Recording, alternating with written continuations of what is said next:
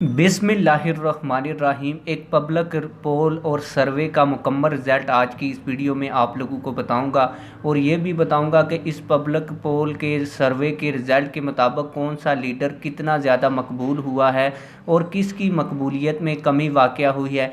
पहले मैं आप लोगों को उन लीडरान के नाम बता देता हूँ जिनकी मकबूलियत में इजाफ़ा हुआ है और जिनकी मकबूलियत में कमी हुई है। फिर आप लोगों को वो मुकम्मल स्क्रीन शॉट भी दिखाऊंगा और ये भी दिखाऊंगा कि किस लीडर ने कितने फ़ीसद इस पोल के मुताबिक वोट हासिल किए और इस पब्लिक पोल में कितने लोगों ने अभी तक वोट कर दिया है।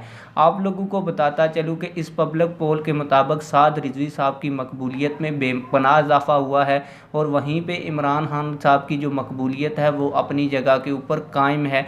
गो कि उनकी हुकूमत इतनी अच्छी डिलीवर नहीं कर पाई, लेकिन फिर भी उनकी मकबूलियत सोशल मीडिया के ऊपर उसी तरह कायम है। अभी मैं आप लोगों को वो स्क्रीन शॉट दिखाता हूँ और मुकम्मल दिखाता हूँ कि कौन सा लीडर कितना ज़्यादा मकबूल है और अपोजिशन लीडरान की मकबूलियत भी मैं उसमें आप लोगों को मुकम्मल फ़ीसद के साथ दिखाता हूँ। जैसा कि आप लोग वीडियो की स्क्रीन के ऊपर एक स्क्रीन शॉट देख सकते हैं, ये पब्लिक पोल इस तरह करवाया गया कि एक यूट्यूब चैनल के ऊपर लिखा गया कि आप 2023 में किस को वोट देकर वज़ीर आज़म बनाएंगे।